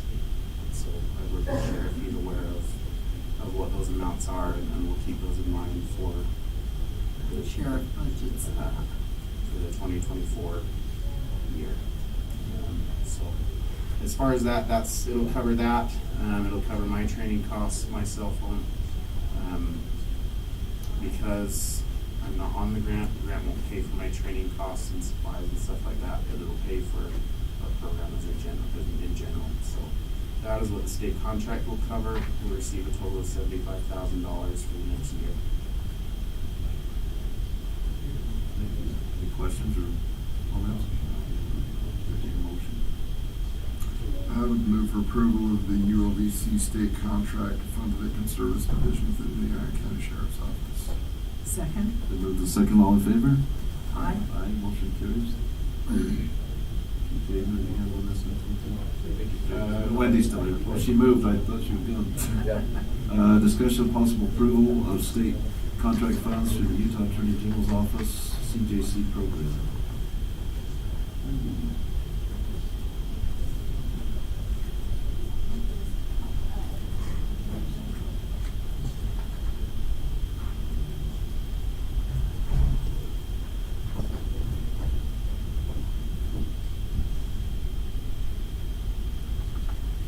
Okay, so these are kind of similar to what Jaden was bringing up. So for the state funding, it's administered for CJCs through the Utah Attorney General's Office State CJC program. And for fiscal year 2024, which started July 1st of this year, we were awarded $219,858. And this covers payroll and benefits, 100% for the director, 25% of the victim services coordinator, that's Stephanie Rainey's position, 50% the victim services specialist, which is the part-time position that we just filled with Hayden Martin, and 25% of the forensic interviewer position, which is full-time pending approval later today. And it also covers operational costs, including travel and training, supplies and maintenance, utilities, etc., just other expenditures that we might have. And this isn't on the contract right now. Chad actually signed the contract a month ago-ish. And there's additional one-time funding that the state legislature had approved specifically for the CJCs in the state of Utah. And so I had asked them to help as we're building our new building. And they have given, it's not a super all the way official, but there will be an addendum that will be coming as well. So I just wanted you guys to be aware of that. And that's for $250,000. The caveat on that is that it has to be used by June 30th of 2024, which not a big deal. I talked to Jennifer Davis and I just said, as we're getting rolling pretty soon, hopefully groundbreaking this before the end of this year, that we'll just spend from that money first. Yes, because when they give you money and you're saying we have a need, they don't want you to be like, oh, never mind, we didn't actually need to use that. So that's pretty important. Any questions on that? So you got your other funding lined up for the costs you have? We're pretty good on that. So the Friends Board with their fundraising efforts is a pretty good amount, over $400,000, $450,000. Did we ever get the building lined? Yes, so Chad He got that Perfect. lien released, so, and they're planning to, have that listed. They had some other mental health facilities that were potentially interested. I haven't heard anything movement on that, but they're saying that Jennifer Davis, also real estate agent, said that the building would probably list at $350,000, so it puts us in a really positive position for that. Also, he bought, you think you're. I think so. Mhm. And of course, we have fundraising coming up as well. That's pretty good.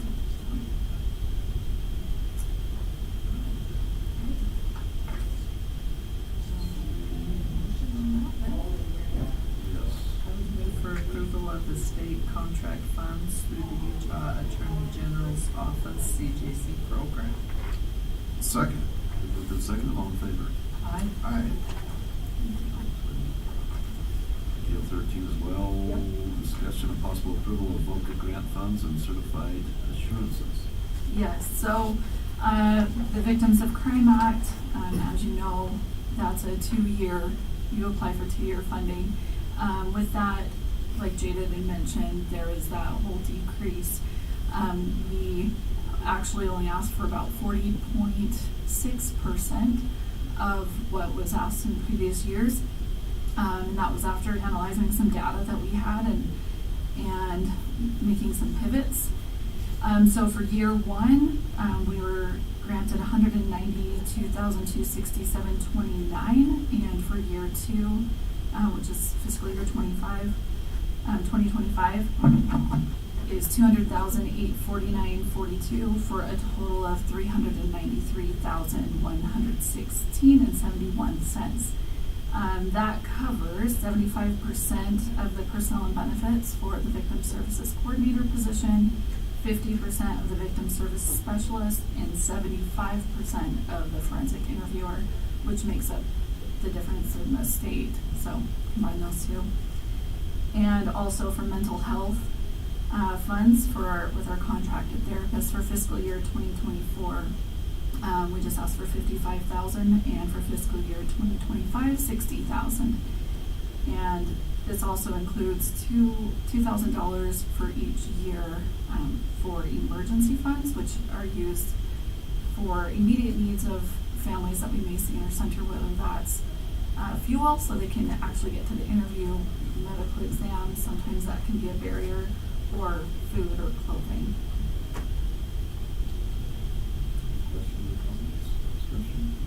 No, thank you for all your work on that. It's been a daunting task.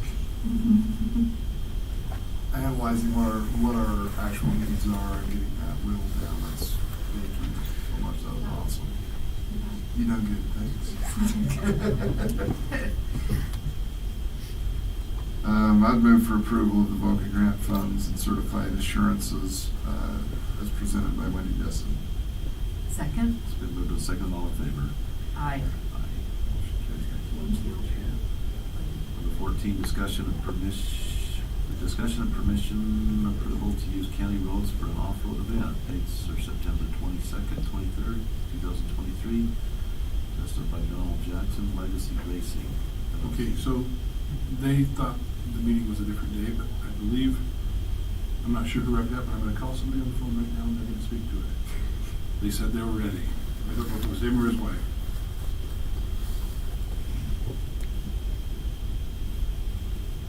They'd called into my office this morning. Yeah.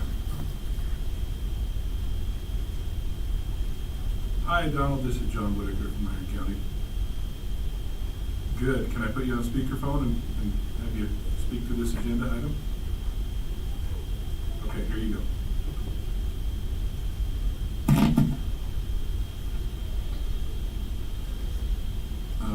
Okay, so I think the commissioners are listening, and maybe go ahead and tell us about the event. Okay, thank you. Again, first I want to start off and I apologize for not being there. I did not get the info it was today, and I hate calling in, so I apologize for not being in person. This is our 3rd year for this event, September 23rd this year, which is a Saturday. We're just going to run a 60-mile loop, a little bit different from the past. I've been coordinating with Sheriff Carpenter, and we're not going to go anywhere on the east side of the railroad tracks from Iron Springs. So everything will be on the west side from Iron Springs Road west down towards Newcastle back. The different from what we've done in the past, however, by the 3-piece wall, which means we will not need to shut down or interfere with traffic on Shooting Range Road. So that will remain open. However, we do go down Antelope Road for 1 mile, a half a mile right there at the railroad tracks and Wecco Road to the motocross track, and then we jump on it about 2 miles down further for another half a mile. On that second section, again, coordinating with the sheriff, we're going to close down 1 lane, and so it'll be a 1-lane traffic to remain, keep the road remain open, but our participants will do a 25-mile-an-hour speed zone for a half a mile down the Antelope Road, and then we'll jump back off and go back out to the desert.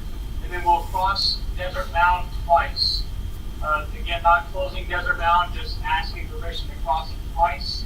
That would be to the west of Comstock, where it hits the railroad tracks. Both crossings are to the west end of Desert Mound on that road. And then the only road we would request closing, like we have in the past, is Comstock from Iron Springs, I guess all the way to the railroad tracks, because we have to reverse down that road.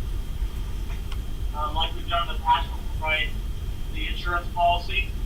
We'll have our medical staff there to handle any medical incidents and coordinate with Iron County on those issues.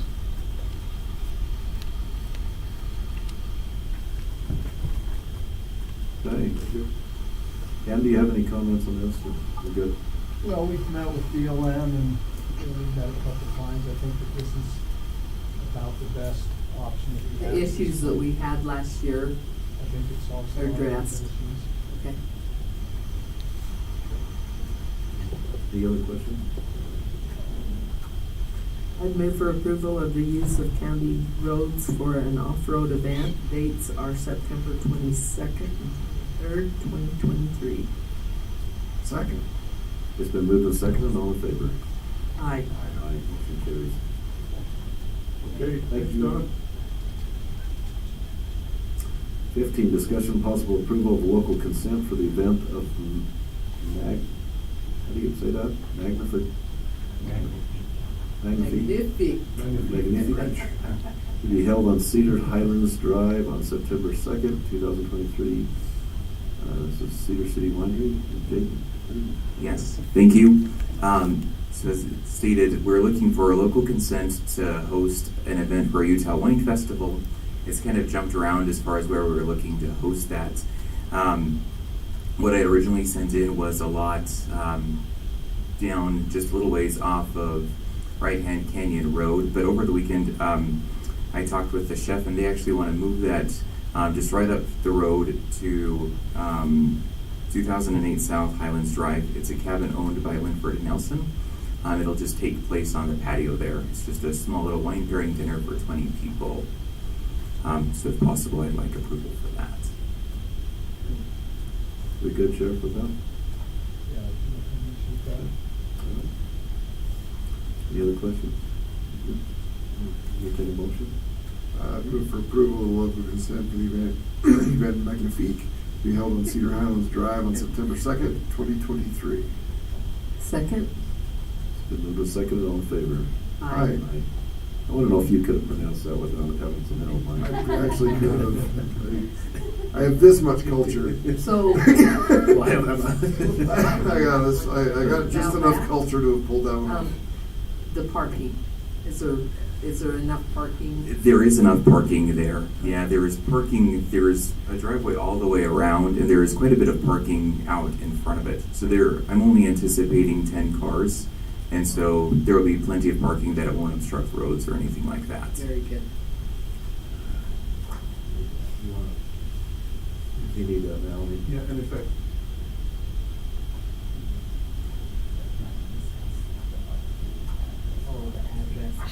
If you would, let's ask Commissioner Cousins to sign that, and then if you could take it over to my office. Make sure they get the copy. In fact, that'll make sure. How the rest will look.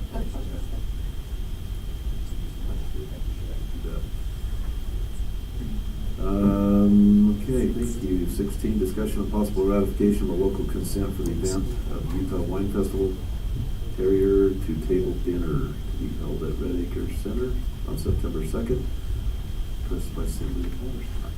I can actually speak to this one. I'm glad you got. Reed here for this? I have a comment. Okay, excellent. This is an event, I don't remember how many years running. Cimbria approached me with the consent. She had everything filled out due to the fact that we had 3 weeks in between commission meetings instead of 2. She needed the signature prior to in order to get to the DEC.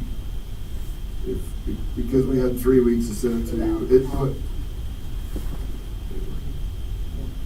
So this is an event that we've approved in the past. Okay. So we, Yeah. please. Thank you. I don't really have a problem with the event. Cimbria came in about a month ago and asked me if I would stand up and oppose that if she went forward with it. And I said, well, not if you get your administrative land use permit application in for your farm stand before, because you're doing that and still haven't got that. And so I'm here simply to remind her and to encourage you that if you approve this, that it be conditioned upon her getting her administrative land use permit for her farm stand. Gone on a couple of years now. I don't think we need to be that patient. We've been very patient and we've worked with her and we've tried to help her, but she just needs to get that in. She's operating out there. We haven't done an enforcement action on it. We're going to start doing one if she doesn't. Brad, you want to give a comment? What's involved in that? An application. We send notification to adjacent property owners. She's worried about that, and she just hates paperwork and just has other priorities. I'm not against her or it. I just would like to see her do that. Thanks. You guys, you're taking public comment. Sure. Brad Green. My public comment on this is if there's any enforcement action against somebody selling food out of their farm, I'm happy to bring out the militia and the sheriff can come and tell us to leave. For crying out loud, this is an agrarian community. The documents that gave this body its power specifically say that they have to preserve the agrarian nature of the community. So if there is a permit needed to sell food from the farm, I request that this body remove the need for such a permit so that we can feed our community. Thank you.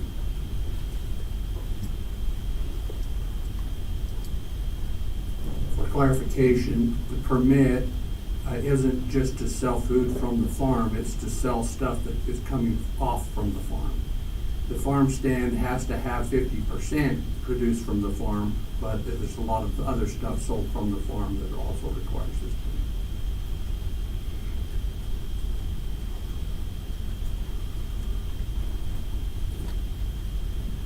Ready for a motion? Yep.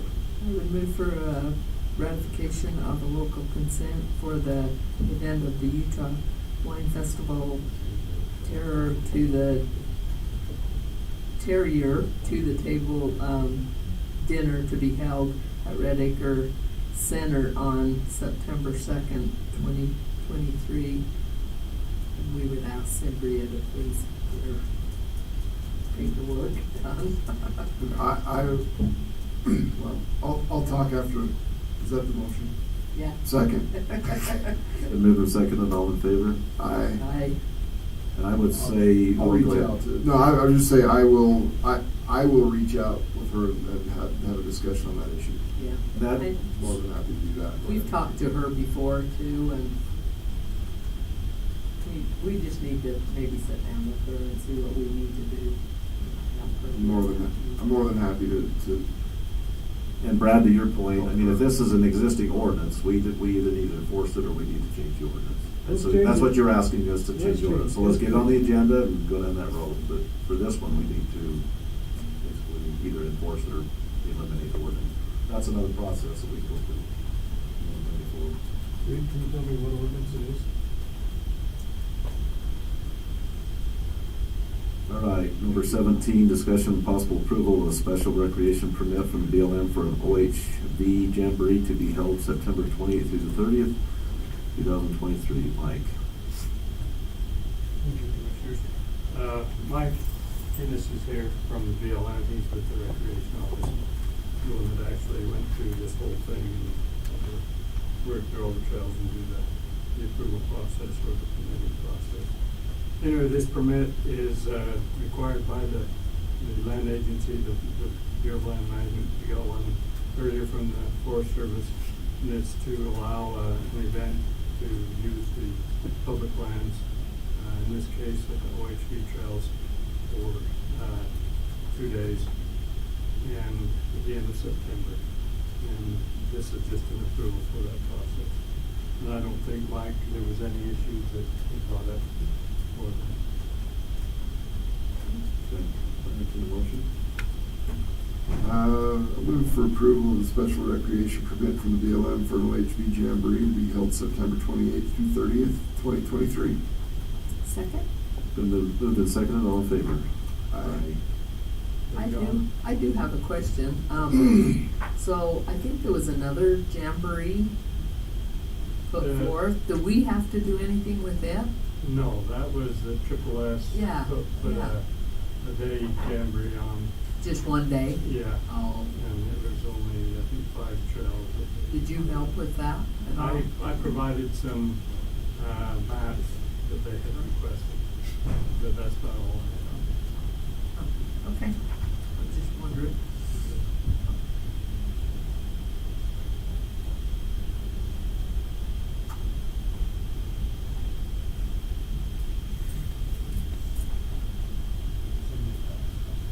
Yes, I'll give that to you, Jane. Thanks, Mike. Thank you, Mike. 18 personnel.